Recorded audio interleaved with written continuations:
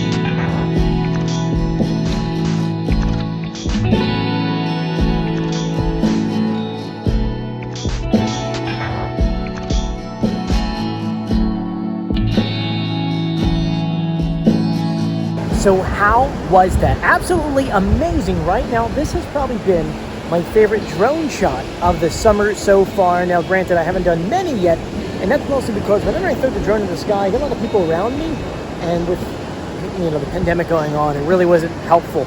And so, bottom line, this was absolutely beautiful, and it's funny because I'm flying it, and I keep turning the camera around to my wife. I'm like, oh my God, look at this shot! Just because, look at those reds, those pinks. I tried to do as best of a color like balance, but for some reason the sensor changes it automatically. I was trying to get it to where it was at one static, but it is what it is. I think it turned out absolutely beautiful. Let me know what you think of it in the comment section below. And if you have any other ideas of videos you want me to do, let me know in the comment section. I'm Joey. If you haven't done so yet, please subscribe, turn on notifications by hitting that bell button, and give this video a thumbs up. I'll see you guys on the beach. It's not beautiful that is, right?